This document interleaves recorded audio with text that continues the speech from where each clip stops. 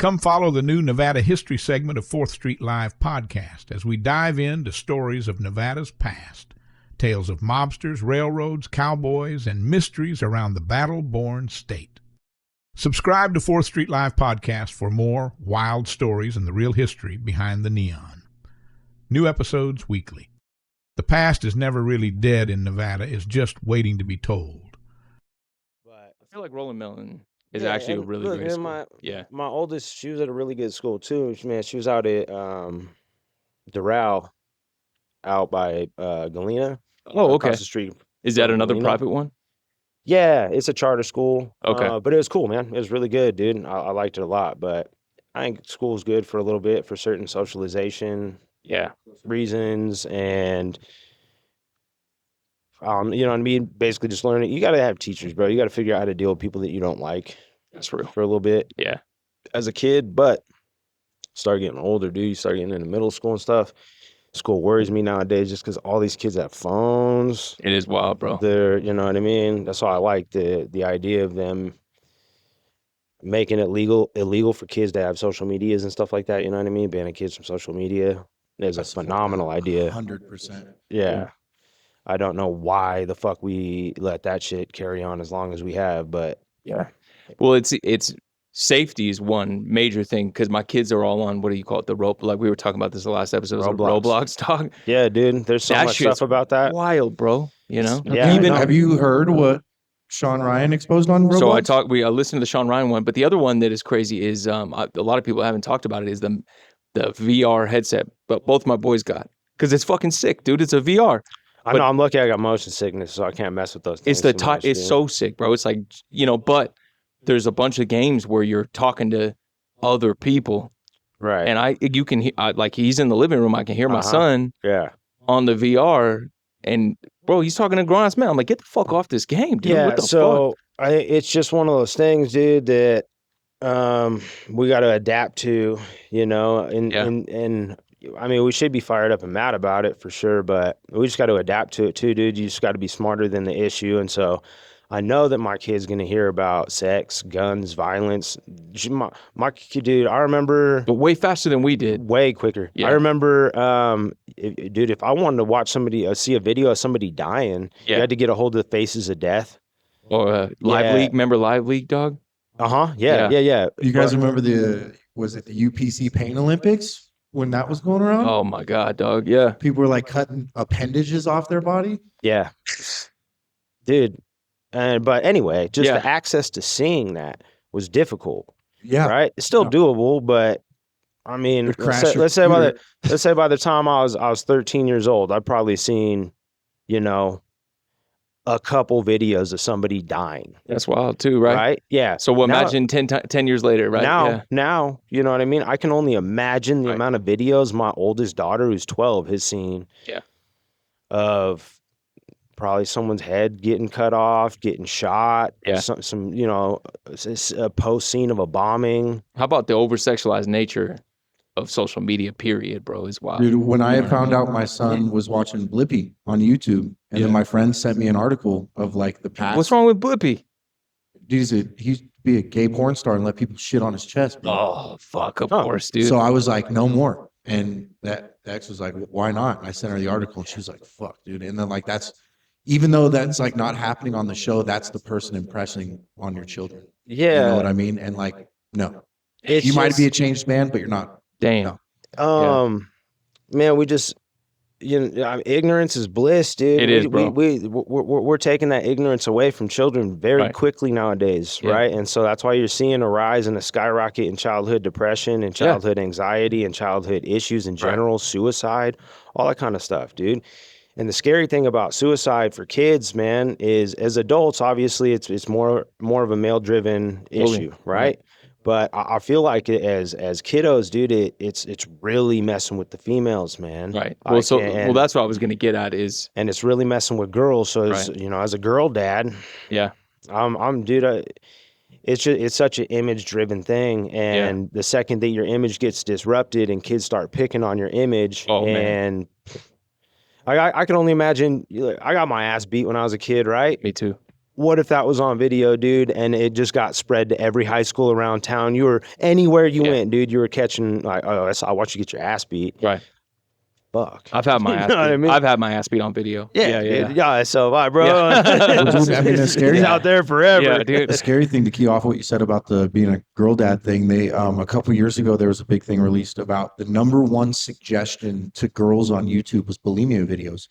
When like the algorithm figured out that you were like a from your phone, everything it would figure out that you were a young girl watching YouTube, the number one promotion to those girls was like stuff to like girls throwing up and bulimia video, like promoting it, and that's fucking terrifying. Yeah, I've seen some weird stuff on there, man. Yeah. Like, and I've seen a lot of perspectives and takes on where that weird stuff comes from, and a lot of it is, you know, I was listening to somebody talk about something pretty interesting the other day, and this will touch back on what we were just talking about, but they're talking about how we're already kind of in World War III potentially, and they were just talking about because it's being done over the internet nowadays, right? And it's slower. It's a slow game. Like bot farms and things like that, right? Yeah. And just the seeding of other. Now I'm sure we're doing it too, dude. But the seeding of other nations, platforms that they communicate on, you know, that their general public communicate on, right? And the infiltration of those, and the spread of disinformation in those countries, the spread of just, again, things that we're talking about, weird AIs that are making these weird videos for kids, right? And finding a way to feed them to all the kids in their nation. It's a giant psyop, you know, but I've dove into everybody's doing it, dude. Yeah, no, like, and that makes sense because nobody's ever going to invade this country. Right. Like that will never. It could happen, but like as of right now, it'd be the most dangerous place on the planet if you were to like try to do that. So that makes a lot of sense. Yeah. There was some. Nobody. Yeah, I'm sorry. No, you're good, Zach. You're good. Oh, I was just gonna say, yeah, because everybody knows the consequence, especially of two major nations. Anybody can get in the argument of semantics of what country has the strongest military, whatever. Cool. But no matter what, if any of the top militaries go to war with any of the other top militaries, it's going to be terrible for everybody economically, globally, everyone. It's going to ruin everything. So instead of going to war with the nations, right, instead of the Red Dawn happening, why not just fuck with their kids? We'll wait 20 years. Right. You know what I mean? These kids will grow up to be fucked up. Right. Desensitized, yeah. Well, it's just... Well, China, their kids aren't allowed on TikTok. Yeah. But they own TikTok, and all our kids are on TikTok. But just chipping away at the foundation, right? So they're just chipping away at the foundation of the next generation, right? And of course, it's also coming from messed up people here nationally in our own country that doing weirds, that are just weird ass people. But the amount of content that you're seeing pressed to kids, it's not just a couple creeps in the United States that are doing it. No, I hear you. And I'm, again, like I said, I'm sure we're partaking in this same game, but that's why countries are taking steps. You know what I mean? They're banning these social media platforms and especially from children. They're making it, kids can't have, social medias anymore. And you shouldn't, bro. My thing on that is, it's like I've got a little girl and a little boy, and how you got to love them and raise them is just mad different, right? You know what I'm saying? So like, big time. My little boy's like, like I talked about this with little Robert on the last one, was like I got to raise my boys to be motherfuckers, right? Like somebody talked to me about rather be a warrior in a garden and a gardener in a war, right? You know what I mean? That kind of thing is how my mentality is with my children. You know? And I would 100%. I agree with that. Quote full. You know what I mean? Yeah, but like, it goes beyond that a little bit, even because I mean, my boys are playing even fucking PlayStation with grown ass men on online and shit. And then the other day, my older boy, who's at Billinghurst, came up to me with tears in his eyes, bro. I'm like, what the fuck, dude? Somebody just ripped into my 11-year-old dog. Yeah, you know what I mean? Yeah. And that's the insanity of this shit too, bro. Is it goes a little deeper than that. And so, like I said, what's difficult about it, and I guess you can maybe hearken this back to like older times or older generations. This is just so those kids were in danger of harm because they didn't have as many safety requirements, let's say, in life in general, you know what I mean, existing. But our kids are in more mental danger now than ever. So, like I said, we're not going to catch up. We're not going to be able to catch up with the issue, you know what I mean, by the time our kids haven't already experienced this issue. So I think with kids that are coming from this generation, we need to be a little different about how we're educating them. And it's really unfortunate that number one thing that we defunded long decades ago, it's not a political argument, it's just we keep fucking doing it, is education. We cut back on education, you know what I mean? We cut education. And we're reaping the benefits of it, dude. I don't want to grow up around a bunch of stupid motherfuckers. Agreed. Right? It's the number one thing that I get the most frustrated every single day about is being out in the general public and having a stupid motherfucker in front of me that's wasting my time. Right. You know what I'm saying? Yeah. Or some idiot out at a bar or a restaurant that wants to cause a scene. They're just dumb. Yeah. You know well, what people I mean? see you sometimes too, and I know this, is they want to, when they get drunk, because it happens when you're a biker too, bro. Probably not on your scale, but like it happens where people are like, oh, that's the toughest dude in the bar for sure. You know what I mean? You know? It doesn't happen so much anymore, luckily. You know what I mean? You got your name out there. That's what happened. Yeah. It's a small town. You know what I mean? It's not the biggest city, so word gets around pretty quick. So I love that. I do still have the issue sometimes with younger kids. I haven't had to get in a fight in probably like 8 years. Really? Yeah. Good, bro. Yeah, dude. So it's been nice, man. You get good enough at your job, you don't want to do it for free, dude. Yeah. Is the best way I can put it. I don't want to need to do my job for free. Now, if something has to happen, of course, I'm glad I know what I know. But so over the last 8 years, there's not a single situation that I couldn't de-escalate, right, with words or, you know, even just laugh at homie until he walked away. You're not. Most people actually, they're not going to actually do anything. Well, I think that is like derived from like a level of confidence that you're able to obtain the skill of being able to talk somebody out of a situation. Simple at the end of the day, dude. I know how to get hit, and I'm not really that worried about getting hit. Yeah. You know, don't get me wrong. I'm still aware of my surroundings and my environment, but the consequence to my action in said situation is probably going to be getting punched in the face, and that's not a big fear of mine, right? And so I know how to address it if it occurs, right? Yeah. And it sounds like controlling ego a little bit as well, right? You know what I mean? Yeah. I mean, look, dude. If you want to find yourself, do something real as fuck, man. And fighting's pretty real. So you'll find yourself through the game of fighting. You can't lie, right? You know what I mean? I can't lie with the results of my competition and my body of work that's on display for the public. Right. So I can't lie about it. It just is what it is, and it teaches. You're not the undefeated in the streets guy. Yeah, you just figure what an ego out or even is. You know what I mean? You start to not just figure out your own ego, but how to deal with other people's egos, right? And how to it's an international thing too, bro. There's cats from different countries that carry themselves with different egos, and it's just their like it's just from their environment. You know what I mean? In America, you don't need to walk around and be the hardest motherfucker, but there's some places where you need to walk around and you need to fucking. You better present yourself as hard, or you're just gonna get fucked with. My uncle and my aunt have owned a Taekwondo studio for 40 years.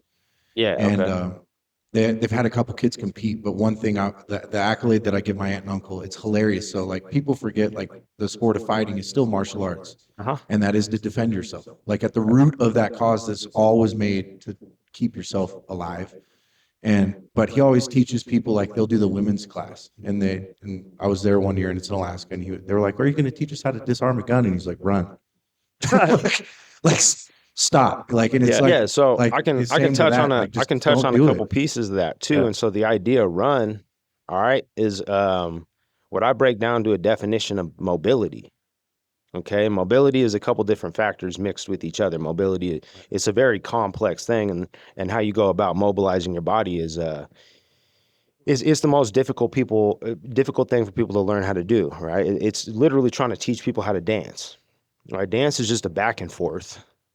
You know what I mean? Right. And then I can change the patterns and motions and positions of my body, tempo, all kinds of stuff, right? But learning what mobility is and how to mobilize yourself is the most important part, in my opinion, of any activity, fighting especially. Because ultimately, if my mobility is so far superior to my competition that they can't even touch me, I'll dance circles around them and I'll bitch slap them to death. Now, at a competitive pro level, that's not a good idea. You know what I mean? You're going to want to put actual technique behind those positions that you find yourself in through how you mobilize yourself, right? And mobilizing that's ultimately what your style is how you mobilize yourself. Technique is law. All right, everybody gets in these semantical arguments about Taekwondo versus karate versus Muay Thai versus boxing, wrestling versus jiu-jitsu versus, you know what I mean? That's okay. That's stupid. That's an old argument. It needs to go away. What the conversation should be about is what rule set. There's the game of boxing. There's the game of kickboxing. There's the game of Muay Thai. There's the game of MMA. If we're talking major combative sports.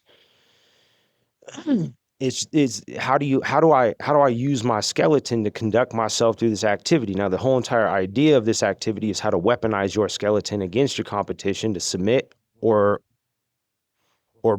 beat unconscious. I've watched your little series on Instagram about this. Okay. All right. Yeah. And so we're turning our skeleton into a weapon. I'm just trying to hit you with harder, denser parts of mine and weaker, softer areas of yours. Right.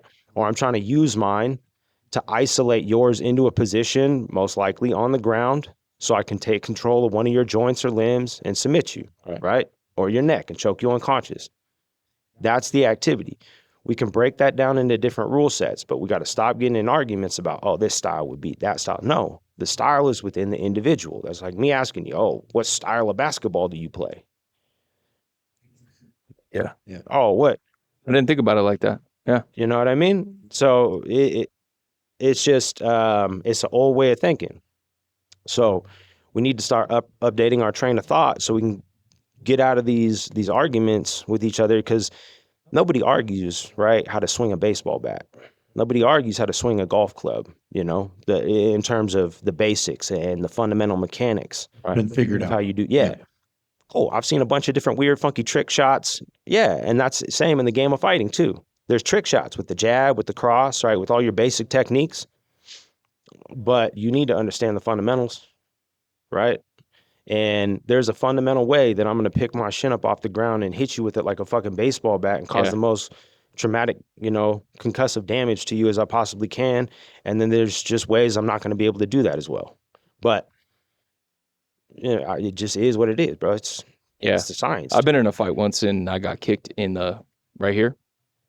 Right in the top of the knee? Right. Yeah.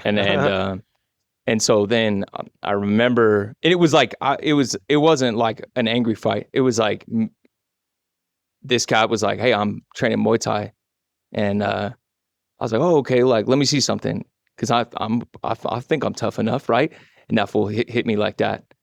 Bro, fuck that. Yeah. My shit was purple. Like, I got a picture I was going to show you, but it was purple for a motherfucking week, dog. You know what I mean? It was turning orange and shit, dude. Yeah.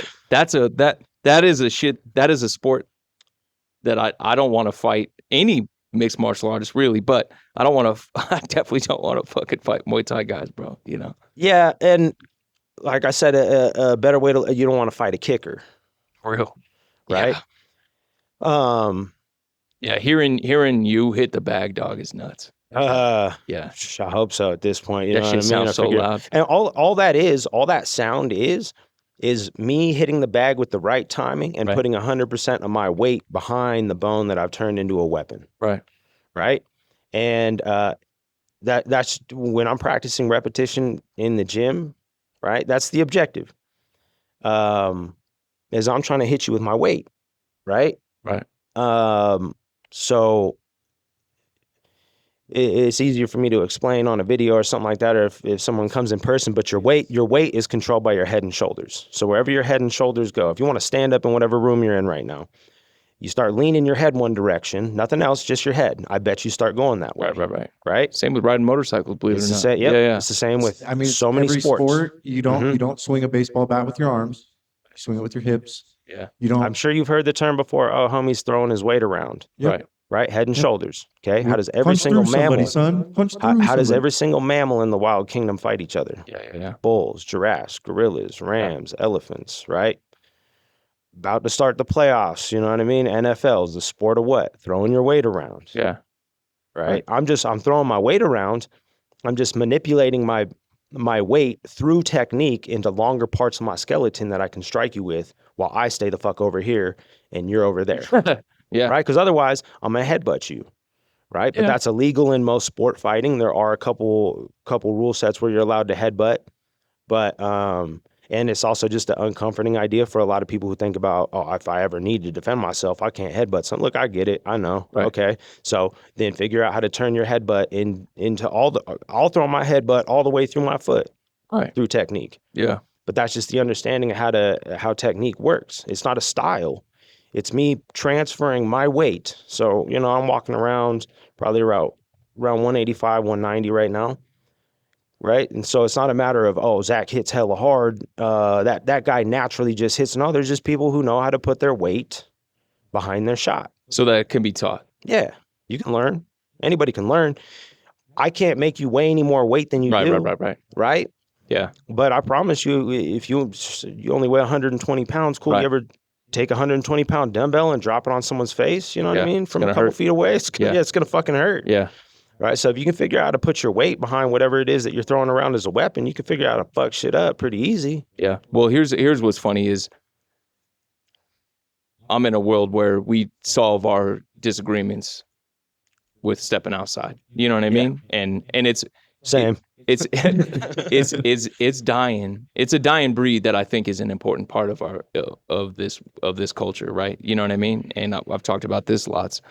But I think the ultimate definition of a man is being capable of handling yourself. Not win, lose, or draw, right? And that's the only prerequisite it really means to be in the club world or in the motorcycle world is like, you don't need to be great, but I need to know that you will. You know what I mean? Yeah. And one of my guys, a couple of my guys have trained with you, but one of my guys in particular was programming and got put down pretty good. You know what I mean? Learned real quick. And then the first thing out of his... Happens, dog. Yeah, and it happens, bro. And the first is like, I think one of our other guys was like, you need to go see Zach. And he did, bro.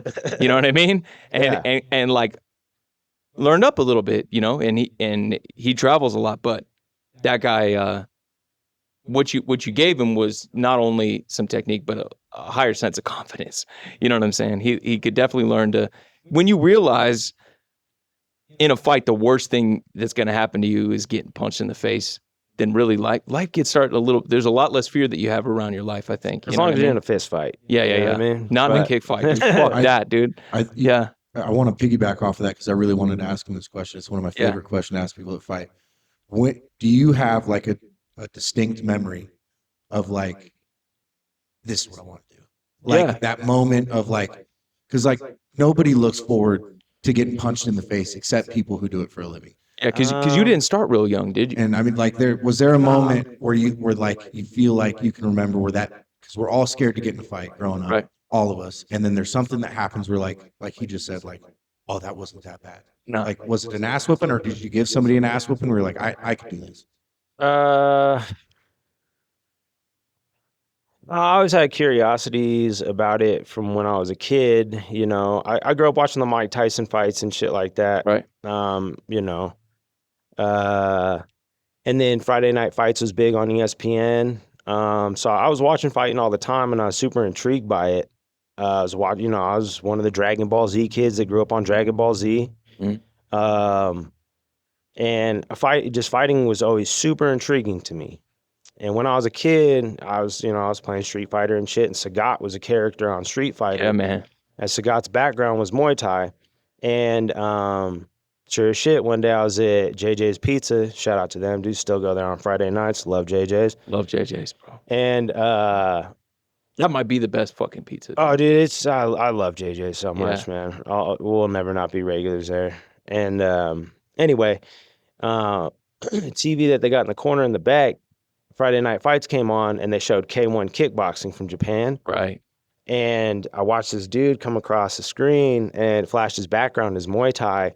and just his style was savage. Ended up head kicking this fool, knocked him the fuck out. And I was like, yo, dude, that's what I want to do. But I didn't want to do it because I wanted to be a fighter. When I very first started training, I did it because I just wanted to learn. I wanted to figure out. I'd been in fights, you know what I mean? But so I wanted to start figuring out how fighting worked technically. Become more educated about how it worked. And not even, like I said, not even for the purpose of fighting, just for myself. And how old were you? I think I was 16, close to 17 when I very first started training. And what was who trained you first? I was at it's just great jiu-jitsu now. He was the Charles Gracie gym, Gary. Got it. Yeah, over at Gary's gym is where I very first started. And started in jiu-jitsu, started in grappling. Even though I wanted to do Muay Thai, so you are a mixed martial artist, of course, right? Yeah. Technically, and like I said, I mean, mixed martial arts is always going to be the term. It's the name of the sport. You know what I mean? So martial arts are always going to be what we view stuff as. I get that. I understand it, but I'm just a violent artist. You know, right? So I can grapple. You know what I mean? But at the end of the day, dude, it's my bones versus your bones. Yeah. All right. If we take the rules out of the game, okay, it's my skeleton is trying to beat yours to death. You're trying to beat me to death with your skeleton, right? If there's no weapons involved. Right. So, and then that's what self-defense is. Right. So, do you teach self-defense? Yeah, fool. You just bite them too. You know what I mean? I don't know. But learning to fuck somebody up is learning how to turn your skeleton into a weapon. Right. It's not, that is what it is. Right. Right. And then there's ranges of motion that you can start to figure out that work better than other ranges of motion. When I'm trying to beat the fuck out of your skeleton, you're trying to beat up mine. Right. Okay. It's not an argument of semantics. Okay. And again, semantics being chopping it into individual different arts and yada, yada, yada. Yeah. Nah, bro, I'll just teach you how to become a fucking weapon. I mean, the body works, it's a machine. Right. The body works a certain way, and then it doesn't work as well other ways. Right. There's certain ranges of motion that are more efficient in terms of the forces that you're trying to create. Right. And that's what I mean. And again, that's why dancing's so artistic, because there's no objective other than entertaining people with the art of how diverse the movement of your body is. But when you have an objective behind moving your body, like my objective is to beat your ass. Right. All right. Well, fucking then there's a little more restrictions on the way that you're going to want to move your body. You don't want to be opening yourself up to someone who's trying to kick your ass. Yeah, that's my fucking worst thing, dude, is I've never thrown a left hand in a fight, dog.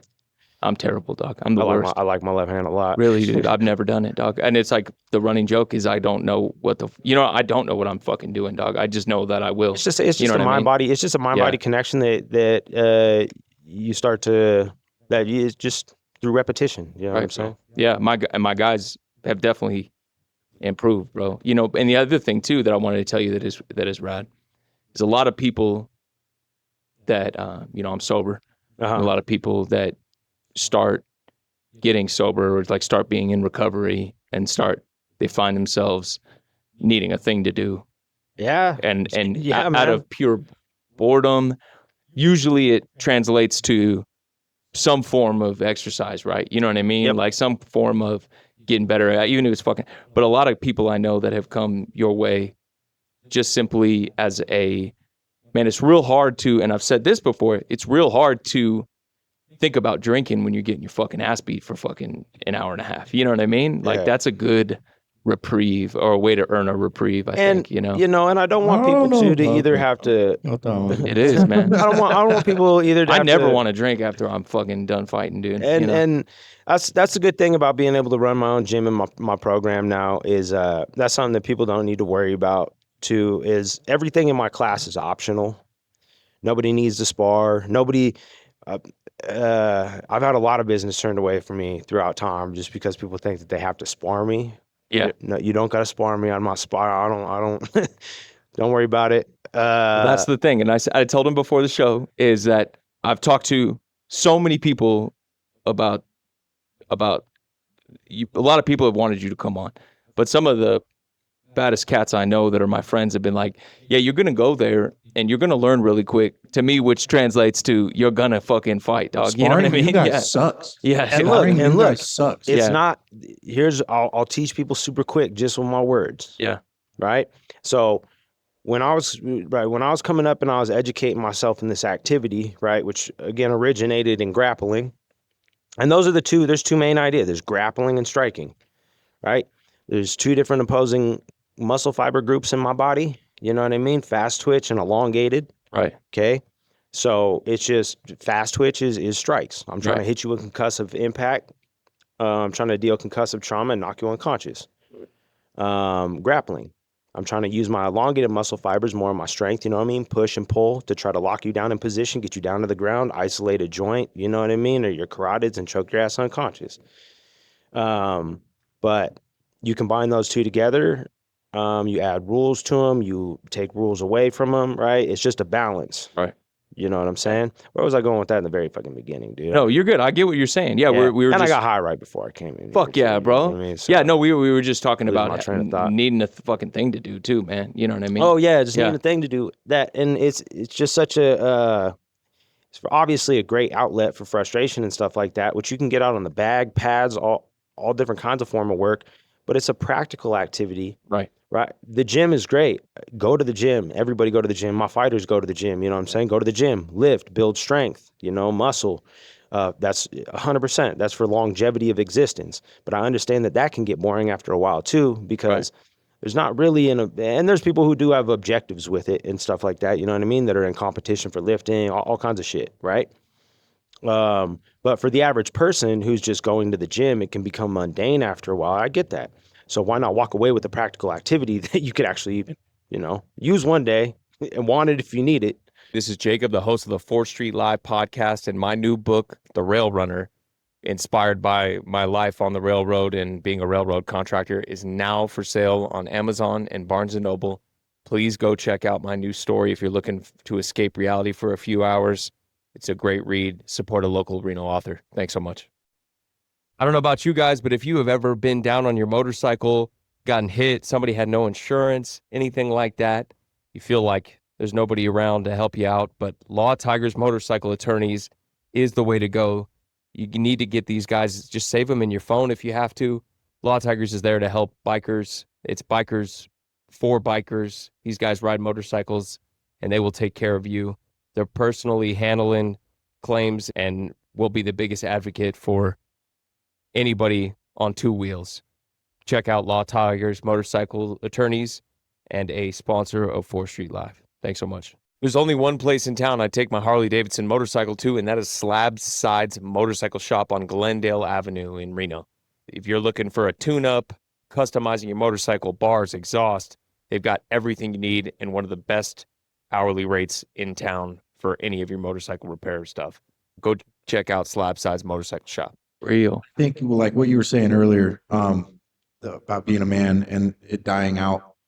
We're not, as a society, at least in America. I've never been outside of America, so I'm not going to speak on that. But I feel like here, violence has been taken away.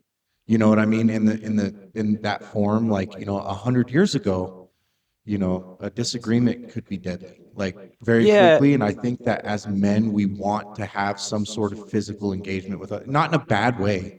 But like, we want that form of engagement because we're men. Life gets boring. We want to fuck, fight, or do like it's. Look, dude. There's a lot of people that need an outlet for that reason as men, and for me, it was more of an outlet due to curiosity. Like I said, I didn't think I could be a fighter when I very first started the whole venture of getting into a gym to begin with. I ended up just getting offered fights later down the road. I'd probably been training for about 1.5 years. We run through your stats real quick. Yeah, dude, honestly, I don't even know them to be real with you. I just know things I've done before, you know what I mean? But what was the national championship in? Well, so I've competed on the world team multiple times. Then I won for the RKF. I won the amateur international world Muay Thai champion, super middleweight. God, dude, I fucked my leg up pretty good in that fight. Did you? Yeah. Fuck. Kicking my shin, you know what I mean? Yeah, so I won that fight. It was a good fight. Then it was around that time that my coach decided to turn me pro. I think I had one more fight after that, AMI fight. Turned me pro after that. Then I won a couple other amateur titles too that were, I guess, just here around town. The WFC, they used to come here through town all the time. I was the Muay Thai and the MMA champion for them. And then back when Ultimate Reno Combat was still around, I was the 170-pound champ for them. So I won all the AMI belts here around the area, plus that one international AMI belt. And then I won a world title as a pro for Triumphant Muay Thai. Fuck. And yeah, did the TV show that just came out recently on Amazon Prime. So if anybody wants that to TV show was so sick. I really like that, bro. You know what I mean? Dude, and I just like, it's called the Challenger Battlegrounds. Yeah, the Challenger, bro. So how did you did they hit you up? No, so I mean, yeah, they ended up contacting me. They had a list of people that they were thinking about putting on the show, and I was on that list. So I want to say maybe like 4 months prior to getting contacted about doing that show, I was in the biggest U.S. Muay Thai tournament that had ever happened, and I ended up getting runner up in my bracket, but I was fighting in 178s, which is way out of my weight class. So no, I compete at 160s to 168, but making 160s is pretty easy for me. So what are you walking around at right now? Right now I'm probably 185, 190, but you're not competing. I'm not training. I'm eating like shit right now. You know what I'm saying? I'm not watching my diet, bro. Yeah. By any means. And holidays, baby. You right, bro. I mean? Me too. Yeah, so I did it. But anyway, so I make 160 pretty easy. Right. And I ended up jumping in the tournament at 178 because you have to weigh in every single day that you fight. Right. And so I said, fuck it, dude. There's no way that I'm going to be able to make weight every single day I fight because the only other option was 178 and I want to say at 159s or something like that. Okay. But there's no way that I'm making 159s every single day that I potentially could need to fight. And I did end up needing to fight all 4 days in a row. So the tournament was 4 days long. You keep winning, you keep fighting, right? So I fought all 4 days. There's only a couple people, other people in the tournament that fought all 4 days. Even my bracket, I just ended up on the side of the bracket where I had to fight all 4 days. The other side of the bracket only had to fight 3 days. Right. So it's just the way the cookie crumbles, baby. Yeah. And anyway, met homie in the finals. Aaron Ortiz is his name. He's one of the best Americans there is. He ended up going on to be the first American to ever win gold in the World Games. So big dude, he's savage, dog. Met him in the finals. We fought. He beat me by decision. But after the tournament was over, the president of the United States Muay Thai Federation, he called me in the back with a dude from the Olympics and the Olympic group of people, like Olympic referees, right? And he pulled me back there with that dude and told him, like, hey, man, if there's ever anything going on outside of America, Zach can make 160. You know, we just didn't have a weight class for him in this tournament. And so he had to fight big. And so, you know, sure as shit, couple months, you know, like I said, like 4 or 5 months later, Coach Mike hit me up. Damn. And was like, Zach, like, I want to put you in to be on the show. I was like, okay, cool. He's like, you still got to interview because there's still a personality side of it. You know what I mean? They want to, you know. But you did that so good, bro.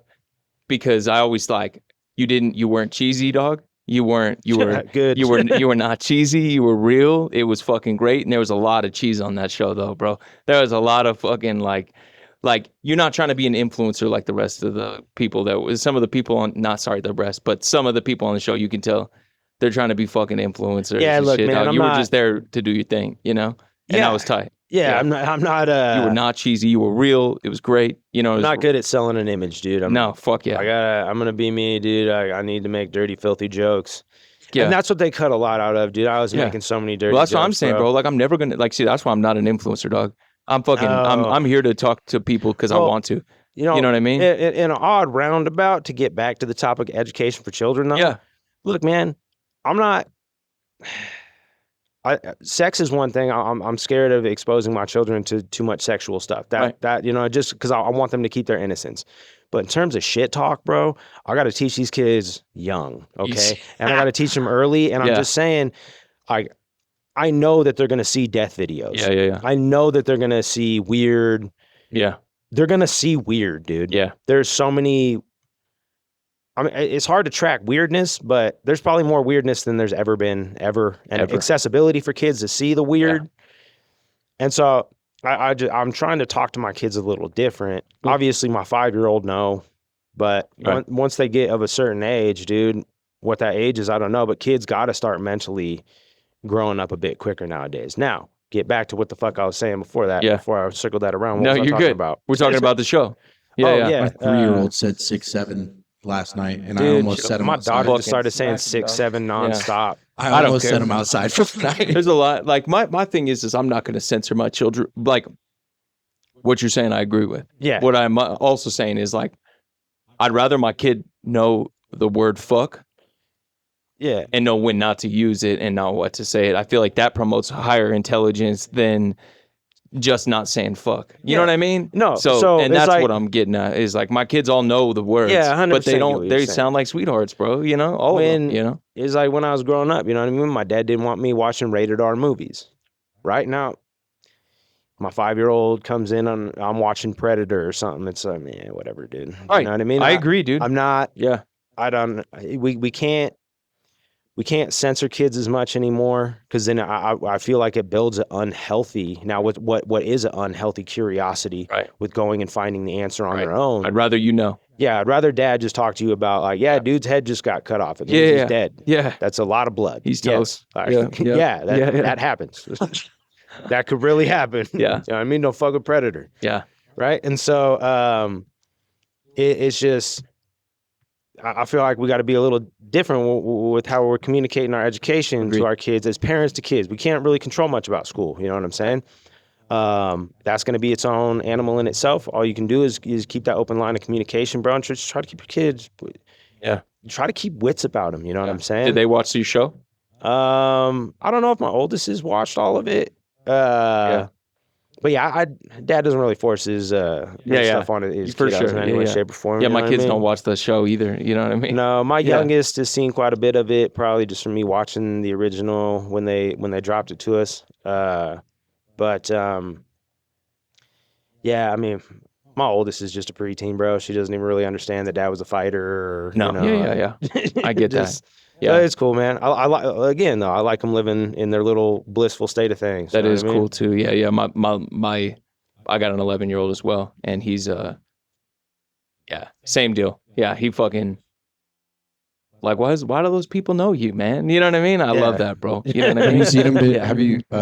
Which one of them's comment on our YouTube videos? That's Jude.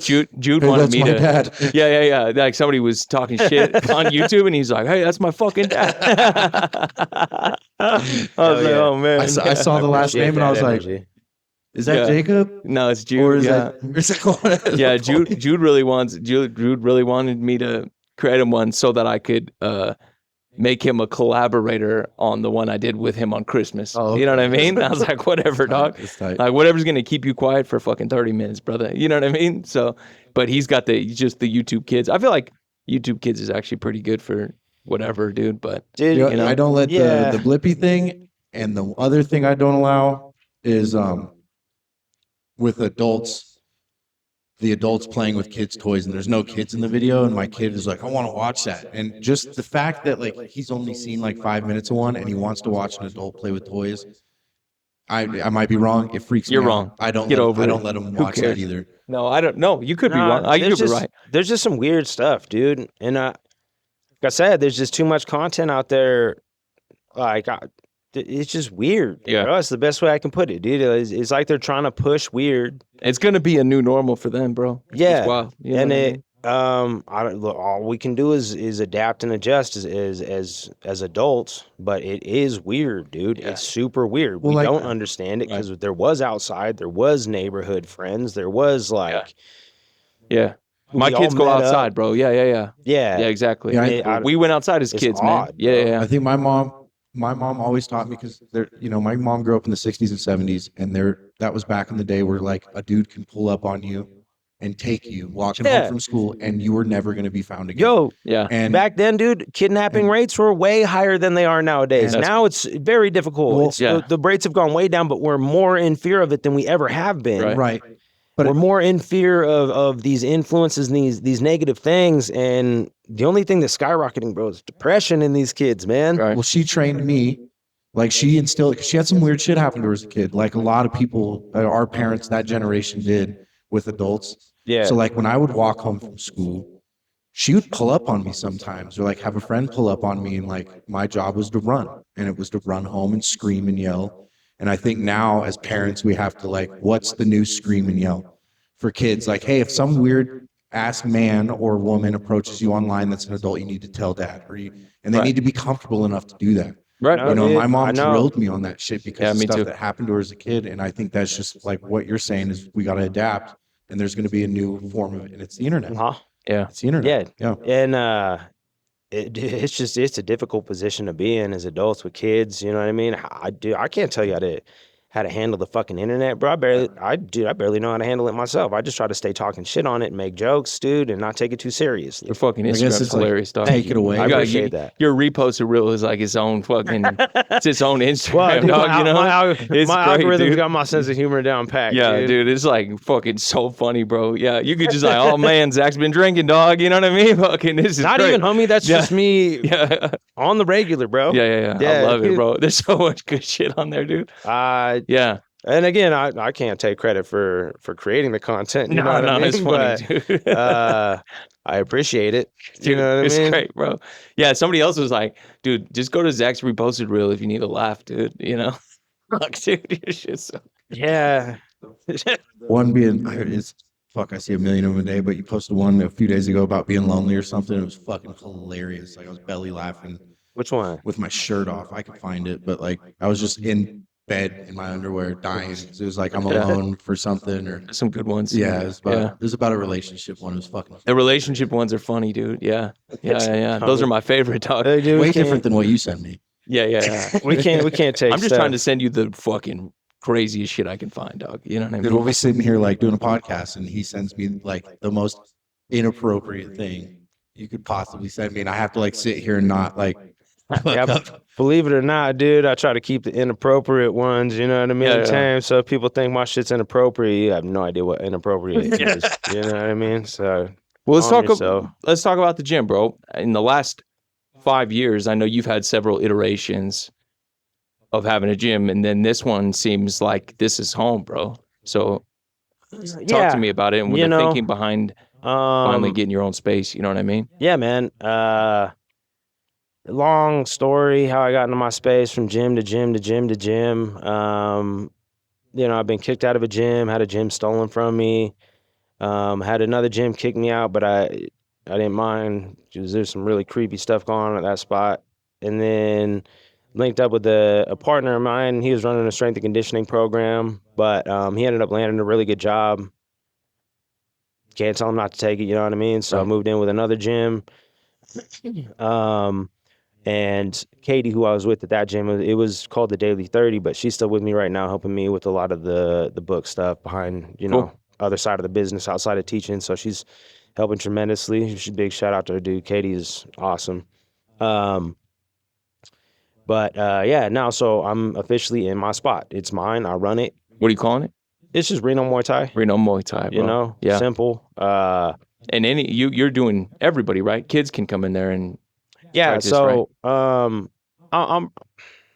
That was your daughter in those videos, huh? Yeah. Oh, okay. Yeah, and so it's kind of hard for people to wrap their head around because everybody likes a real structured idea of how things look. I'm not a very structured person, right? I really like this how is they what ran. we're doing today. Yeah. It's not even today. So I do have a structure for the program and for what you're going to be learning. Right. But when you come in, so I segment class into basically 30-minute periods. Understood. Right?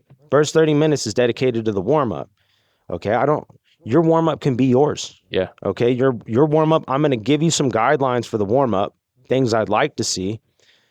But ultimately, at the end of the day, and this is why I like to tell everybody, come in and see me, because I'm not going to press you to do anything you don't want to do. I'll give you guidelines, but if you don't want to do everything that I just told you to do, if you feel like you're not in shape or shit, that's going to burn all my energy right now, I'm not going to have any energy for the lesson part of class. Cool. Do your fucking thing, bro. Just get warmed up. Dude, you can sit in there and stretch all 30 minutes. Right. Okay? I don't care. All right? My responsibility as a coach, my responsibility as an educator, okay, is to intrigue you with the product. And through intriguing you with the product, you're going to want to pursue, you know what I mean, more techniques. You're going to want to pursue better conditioning. You're going to want to pursue strengthening your body. You're going to want to pursue all these things naturally on your own if I do my job correctly. Right? So again, that first 30 minutes of class, you might be the person who comes in and stretches a little bit, only hits the bag a little bit. You know what I mean? That's fine, dude. Don't worry about it. I'm here to make this not intimidating for you to approach. Again, that's my job. Just come in, try it out. If you start to get intrigued by it, you'll start putting more effort into your own warm-up, right? So after the first 30 minutes are done, we get into the lesson, whatever the lesson is for that week, right? And we partner up in drills. So there's basically just different layers to training, right? The warm-up is mobility work, right? Which you could supplement with running, skipping rope. My favorite is tire work. I have people hop on the tire to start teaching them how their feet kind of work, right? But there's a bunch of different forms of mobility work, right? Ladder drills, all kinds of stuff, shadow box, whatever, okay? And then we get into reps. And you basically there's basic reps, and I explain them when you come into the gym. And you get your reps in, and there's variations to reps, so you can figure out how to kind of work your own warm-up over time. And then whatever remainder is after you get done with your mobility work and your reps, you just do some bag work, some shadow boxing, hit some weights, whatever you want to kill the warm-up time. Then we get into the lesson. The lesson is the same for the whole week. And then after 30 minutes of working the lesson, you can always walk off, grab a drink, go piss, do whatever the fuck you need to whenever you need to. You know what I mean? I'm not a drill. The only person I'm a drill sergeant with is the people that have competition coming up. Got it. Yeah. Right. If you're going to be representing my name in a couple months, like, no, you're going to do exactly what the fuck I'm telling you to do right now. Because I need to make sure that when you get in the ring, you're not going to embarrass me, motherfucker. You know what I mean? I know you're worried about getting your ass beat. I'm worried about getting embarrassed too. Okay. Cool. You know what I'm saying? Because that's my work that I'm putting in there. Yeah. Right. So, that's why, yes, I have standards. Yeah. And I will tell people when they compete, when they can't compete. I like people getting into competition, though. I'm not going to hold you back for years, until you fight, anything like that. No, there's low levels of competition to get people's feet wet with and all kinds of stuff.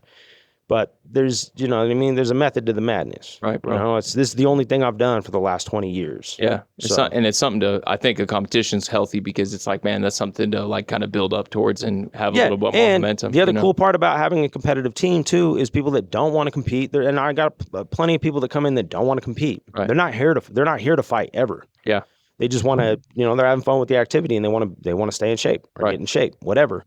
The cool part about having a competitive team is no matter what, that whole room is part of the competitive team. Right. I need everybody in that room becoming efficient at this activity. Right. Doesn't mean you need to fight, but I need you to become efficient at it so you can hold pads the right way, so you can drill correctly, so you can, you know what I mean? So you can present your teammates that are competing with a proper look. Right. Right? Right. So the holding pads and like good pad work is a whole art in itself. And so that's why I emphasize it heavy in my gym. Again, the educational process behind how to hold pads, because there's a lot of people that just put pads on. And like, I got the pads on, he's going to hit my pads, and they think him just swinging, they're getting work in. No, you can start to develop horrid habits, right? Really bad habits from hitting bad pads, right. And it's the inverse of the activity. So as much of this activity is how to hit shit, you got to learn how to get hit too. And I teach people this in the gym, especially people that don't want to get hit, right? Okay, cool. Well, then I'm going to teach you how to hold pads, right? Because holding pads is the same exact thing as what it would mean to get hit if you were sparring, if you were fighting. What I'm doing is I'm throwing my weight at you to disrupt your weight with concussive trauma. Right, man. Right? Yeah. And so the safest way to go about that, let me just pad you up and put pads on your forearms, get you a belly pad on, some shin guards. and you're now in control of this activity and what you're going to catch, right? Yeah. You're asking for the jab. So you know a jab's coming. Now you're going to catch it, right? When you catch it, that's what a jab feels like. You're just catching it with the pad on your forearm instead of to the face. Right. Instead of to the forearm, right? So, but you're figuring out what it feels like to catch impact and how to address getting hit. And it basically boils down at the end of the day to being able to hold your ground against the weight that they're throwing at you. Right. And being able to catch it at the right time. So timing gets involved. So it's important to attack the sport from both ends, being the pad hitter and being the pad holder. Right. Because like he was saying, you don't walk into a room in America on average and have a room full of great pad holders that are at a high level that, hundreds of fights under their belt. Like, no, bro, you go over to Thailand. Yeah, dude, they're on every corner. No shit. Right? Yeah, they all know. But, yeah. Here stateside, like, no, it's very, very few and far between that you're going to be able to come across somebody that can efficiently hold pads. Right. And hold them correctly to make sure that you're building the right habits and catching your technique at the right angles. Yeah. Right. So you're not all of a sudden ending up with a goofy ass left kick or a weird fucking right hook, whatever. Right. All of a sudden you start develop this weird hitch in your technique that can be taken advantage of with sharper technique, all because you were working a bad habit. You know what I mean? Bro. Yeah. So that's why it's important. That's why I'm so meticulous with certain things. Yeah. Well, the other thing I was thinking too is, if there's anybody out there that's listening to Zach talk right now, especially in Northern Nevada, if you're, thank you for listening. Right. If you're struggling in any aspect of your life right now, you know what I mean? This is a great way. Domestic abuse. Yeah. This is a great way to counteract some of the trauma, you know what I mean, of domestic abuse victims and survivors, bro. This is a great way to strengthen. If you're a person that has a low self-confidence level, this is a great way to counteract those things. You know what I mean? Being able to start a task and then saying, fuck, I can do this shit. You know what I mean? Is a great way. These are a lot of things. It's not, somebody that's listening that has no idea about what that is. It's not only a form of exercise, but like you said, it's a martial art. Yeah, and I mean, all jokes aside, the reason that, the biggest thing that this activity gave to me, you know what I mean, was a very good understanding of just how things work in general. Period, because if you involve yourself with a very honest activity, dude, it'll tell you the truth about most everything. There's an old quote from I'll learn everything about a cat in a fight, bro. You know what I mean? There's just an old quote from a cat. One of the just famous words of all time, but not to get into the semantics of that. But he just said, if you see the way broadly, you'll see it in all things. And it's basically just saying, if you master a craft, you figure out how to compare your craft to everything else out there, right? So you can just kind of see the comparisons to everybody else's work in yours. Right.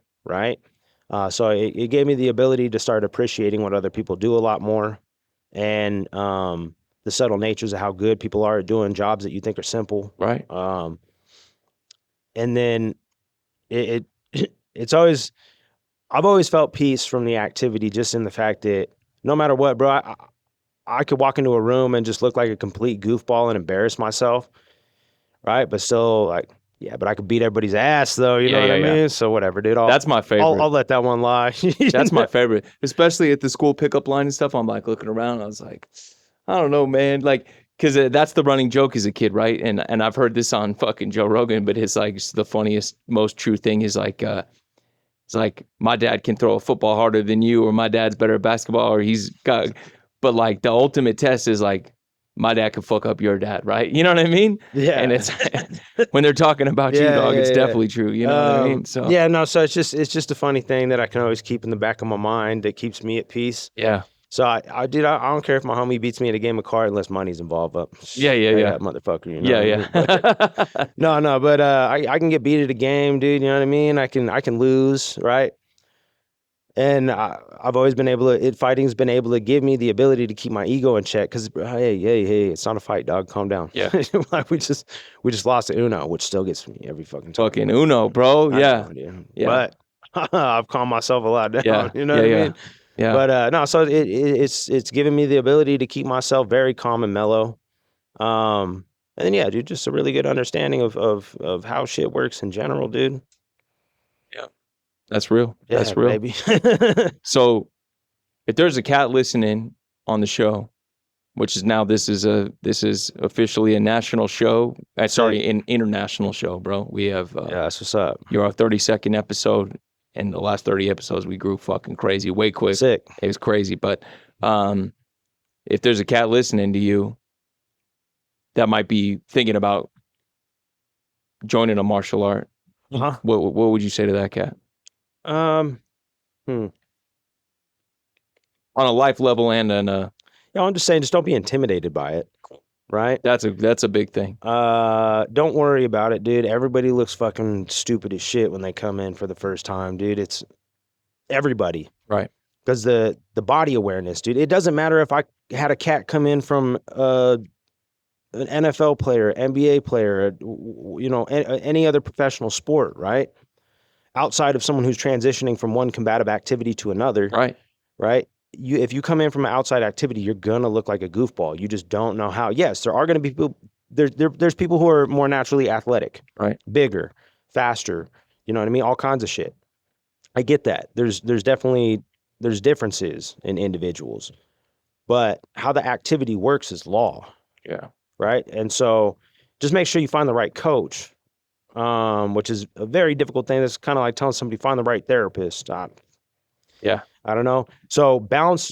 So actually there would be some of my big recommendations. Check every gym out that you possibly can in your area. Yeah. Okay. Go to all the gyms. Yeah. Okay.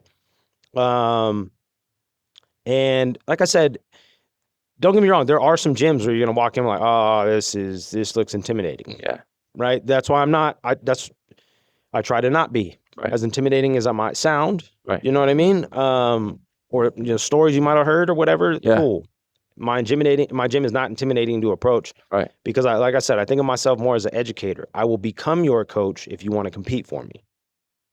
Right? But if you don't want to compete, I'm here to educate you on how this shit works. Right? Because there's a way it works and then just a way it doesn't work as well.